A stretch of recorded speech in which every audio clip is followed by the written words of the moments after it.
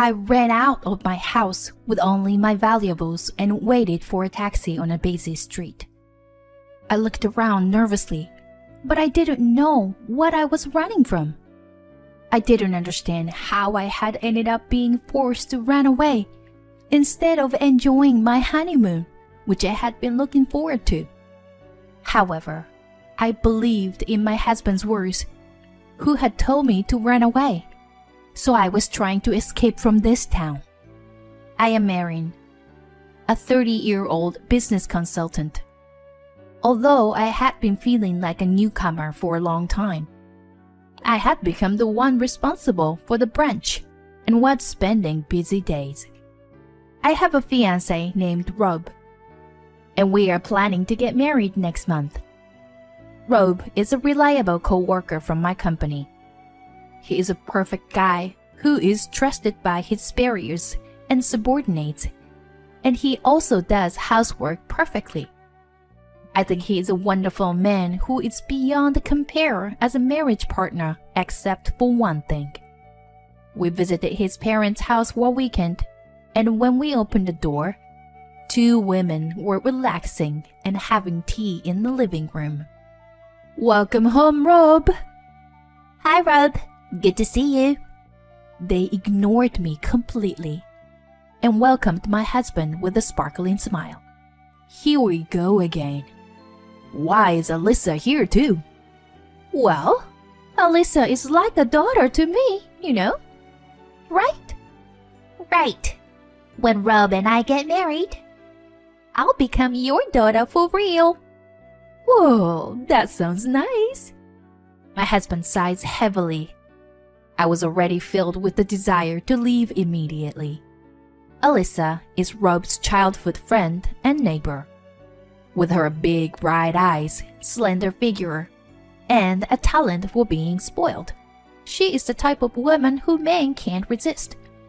For some reason, she has become fixated on Rob, especially since he told his parents that we were getting married. Alyssa sends him endless messages, constantly asking him to meet up. Her persistence made me anxious, so I asked Rob about it. "Babe, aren't you being pursued by a cute childhood friend like her and just not interested?" When I asked my husband, he looked really disgusted. "Well, she pretty much hooked up with everyone on the basketball team in high school. And apparently, she only dated guys who already had girlfriends or wives in college. I mean, marrying a woman like her is just too scary, right?" I breathed a sigh of relief, knowing that Rob wouldn't be swayed by Alyssa, but my mother-in-law was on Alyssa's side. She tried to make me feel unwelcomed by showing off her close relationship with Alyssa. It seemed that my mother-in-law didn't know about Alyssa's recklessness. She was planning to have Alyssa as her daughter-in-law because she thought Alyssa, who appeared innocent and obedient, would be easy to handle. Because of these two women, I had a terrible wedding experience. Alyssa showed up at the reception venue in a pure white dress, even though she wasn't invited, and attracted everyone's attention. What's worse, she was sitting in the family section throughout the wedding ceremony with my mother-in-law. I was worried about Alyssa while she was enjoying herself with my mother-in-law. My husband scolded them while trying to control his anger. "Alyssa, you weren't invited. And why are you wearing a white dress and sitting in the family section? And what are you doing, Mom?" "But it's my beloved childhood friend's wedding. I have to celebrate it. And white is my personal color. I look good in it, don't I?" Yeah. The dress suits Alyssa's fair skin very well. She looks the most beautiful in this venue," my mother-in-law replied. My husband bowed his head in despair. When I looked at my father-in-law, he was also bowing his head and apologizing with his hands together. He was a decent person, but he was weak-willed, so he must have been pushed around by my mother-in-law. I had been preparing for and looking forward to this wedding for almost a year, so I was about to cry with frustration. But if I cried here, I would be playing into their hands. When I lifted my head and smiled at Alyssa, the corner of her eye twitched. You are such a good friend, Alyssa. I'm impressed. What do you mean? Alyssa's mouth twisted. Oh, well, it's almost time for the first dance, so excuse us. Saying that, I gave a relaxed smile to the two of them. Alyssa gave me a momentary glare like a demon, but soon she made an innocent smile like an idol and left. I'm sure she was disappointed that I wasn't a weak woman who would cry and make a fuss. Despite what happened, we received heartfelt blessings from everyone, and the wedding ended successfully. I was also able to savor my happiness. After getting married, Rob and I continued to live separately in our current houses for a while. We planned to search for a house in the spring, so we were going back and forth between each other's places until then. We also planned our honeymoon by departing from our own places and meeting at the airport. The destination was Italy, which we had been longing for. 1 month after the wedding, I was excited and thrilled every day thinking about Italy. However, my excitement would be completely ruined by those two. On the day of our honeymoon, my husband called me while I was fidgeting, wondering if I had forgotten anything. Ciao! What's up, babe? We're supposed to meet at 11, right? Erin, sorry. Contrarily to my carefree attitude, my husband shouted frantically on the phone. I'm sorry, but we have to cancel our honeymoon. Whatever you do, do not come to the meeting place. What? Listen, do not leave the apartment under any circumstances. No, wait. Leave there right now and go back to your parents' house, please. Wait. What's going on? I'm sorry.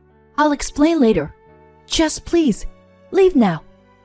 And the phone was suddenly disconnected. I stared at the phone in amazement. I felt my joy disappear as I heard my husband's bewildered state, although I didn't know why. Could he have been involved in a crime? Just imagining it sent shivers down my spine. I forced my feet, which were about to shrink in anxiety, to move and decide to go to my parents' house, as my husband had said. Of course, my parents were in a panic since their newlywed daughter, who was supposed to be on her honeymoon, came back looking pale. I think they were even more worried because they had seen the ugly behavior of my mother-in-law at the wedding. I was in trouble because I didn't even know why I was there and wanted to explain the situation. Then, a call came from an unknown number. It was the police. The police officer told me the reason why he called me in a softer voice than I had expected. Residents reported that there were women shouting loudly while knocking the door of your room. So we secured them as they seemed excited. However, this woman is claiming to be your mother. What? My mother? What? Me? I exclaimed. And my mother, who was right next to me because I had to put the call on speakerphone, also shouted in surprise. The police were surprised to hear my mother's voice. I was also momentarily stunned, but I soon realized who the women were. It was my mother-in-law. And probably Alyssa was with her too. I didn't know why they had come to my place on the day of my honeymoon, but my husband had probably panicked because of them. The time for the flight we had reserved had passed, and our honeymoon was ruined because of them. I told the police officer firmly in a strong tone. My mother is next to me. Those people are strangers. Wait, Erin, it's me. It's me. My mother-in-law shouted on the other end of the phone, but the police officer seemed to sense something. Thank you for your cooperation, ma'am. I hung up the phone after hearing these words. Probably my mother-in-law and Alyssa had come to my apartment to harm me. Several hours later, late at night, my husband appeared at my parents' house. As expected, it was my mother-in-law and Alyssa, who had been taken care of by the police. They had planned to detain me when they learned that we were supposed to meet at the airport. Their scenario was like this. Alyssa would run to my husband, who was waiting at the airport, and lie that I had eloped with another man. Then Alyssa would comfort my shocked husband and take him away. Then they would go on a honeymoon trip together. And maybe Alyssa would deepen her love with him instead of me. It was such a ridiculous plan, and I couldn't help but be amazed by their shallowness. But their plan wasn't just that. After detaining me, I was supposed to be taken to a man picked by my mother-in-law. He was a 45-year-old unemployed man who was her brother. They had even put Alyssa's cousin on standby in a car for this purpose, which sent shivers down my spine.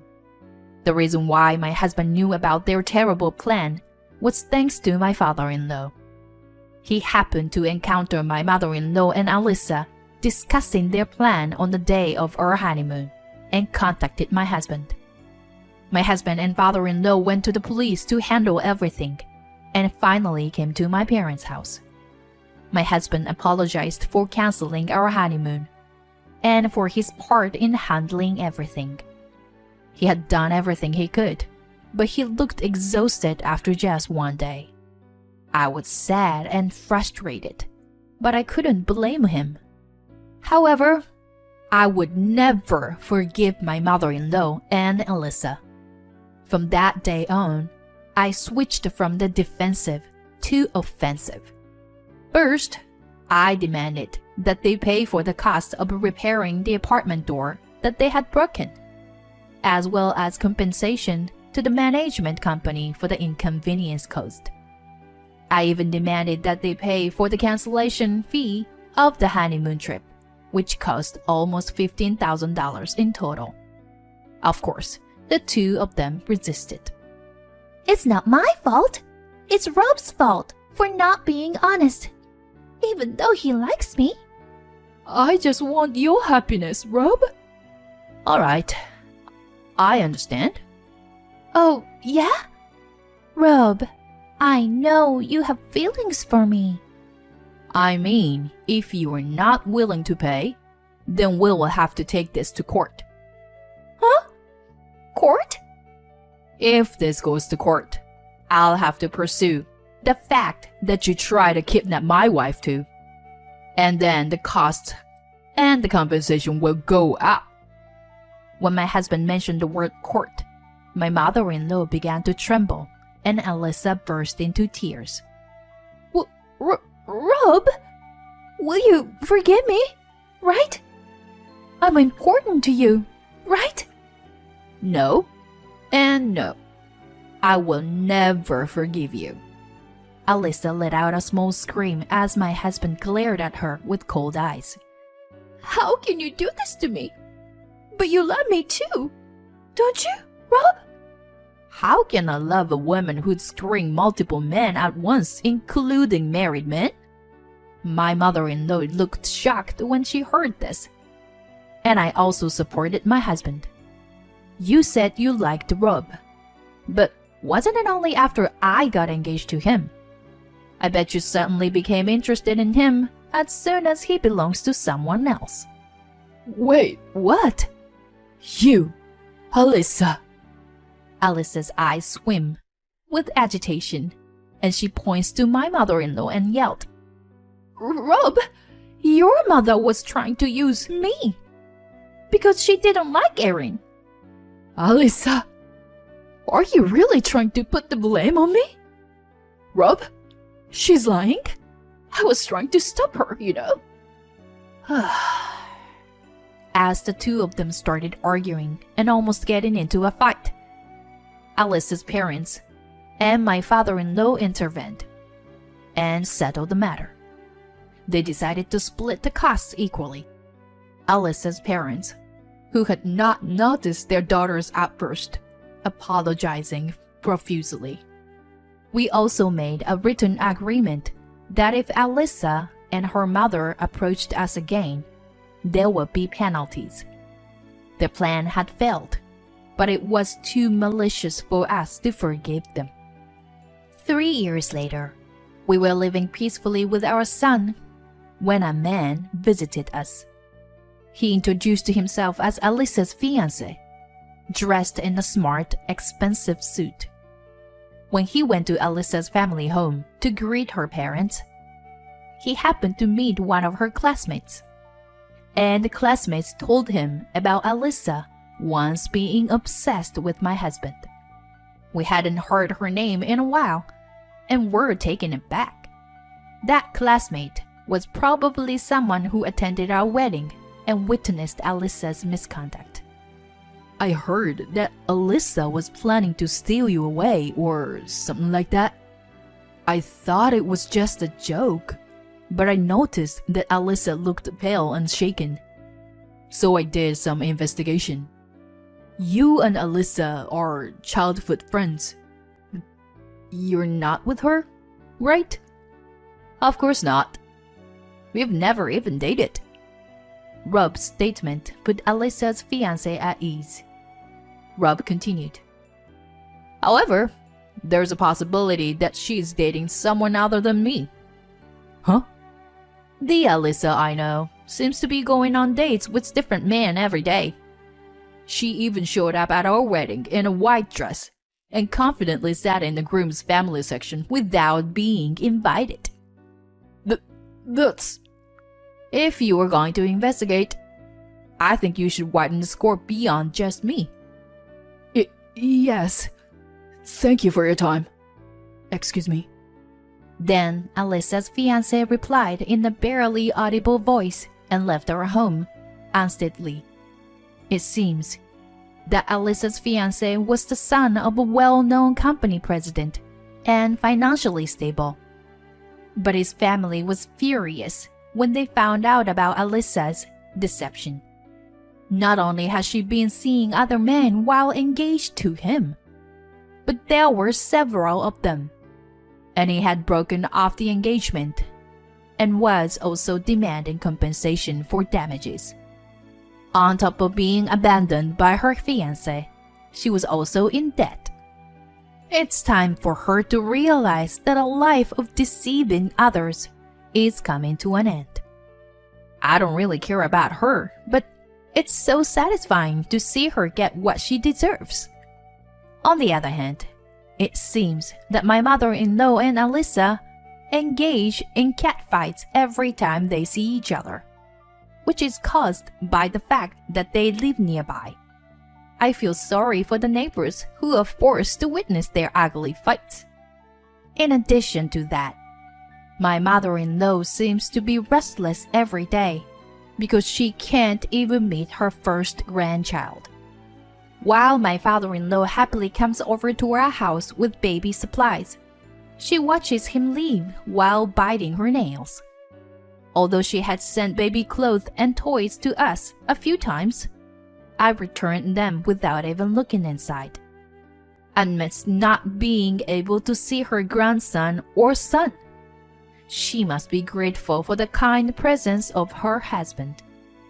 As for my own family, this year, when my son turns 4 years old, we are planning to make up for our cancelled honeymoon. We are going to Italy. The unpleasant memories of the day are fading day by day, but I want to make unforgettable sparkling memories that will last a lifetime this time. Ciao! Ciao! You're good. Alright, next is buongiorno. Buongiorno. I smile as I watch my beloved son and husband practice Italian in the living room. They are my happiness, and I will cherish them as long as I live.